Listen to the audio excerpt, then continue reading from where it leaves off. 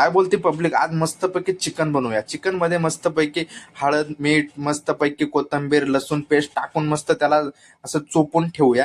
चोपून ठेवलं की डायरेक्ट त्याला उचलायचं आणि भगोन्यामध्ये तेल गरम करायला ठेवायचं आणि ते तेलामध्ये डायरेक्ट टाकून द्यायचं. तेलामध्ये टाकून दिलं आणि ते एक सांगतो, तेलामध्येच मस्तपैकी गरम करायचं, कारण पाणी टाकून ना त्याची चव जास्त बिघडते.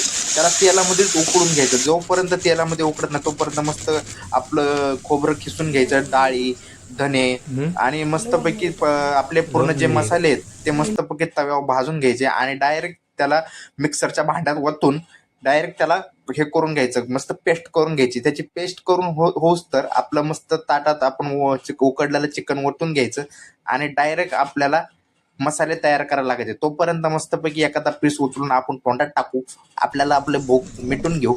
आणि नंतर आईने मस्तपैकी ताटलीमध्ये मसाले टाकून घेतले, काळा मसाला वगैरे सगळे मसाले, धने मसाला, सगळे मसाले घेतले. तेलामध्ये मस्त ती पेस्ट उतरवली आणि त्याला मस्तपैकी मिक्स करून घेतलं. मिक्स करून झालं की आईने सगळे मसाले त्याच्यात ओतून घेतले.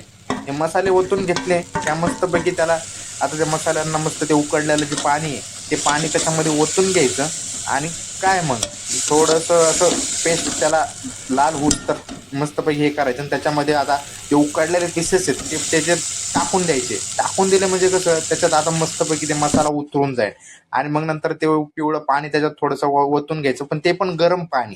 आणि मग नंतर थोडंसं असं सगळं मिश्रण करून आता मस्त त्याच्यात लागण तेवढं मीठ टाकून घ्यायचं आपल्याप्रमाणे आणि कोथिंबीर. झाली आपली भाजी. खाऊन घ्या मग दणकून.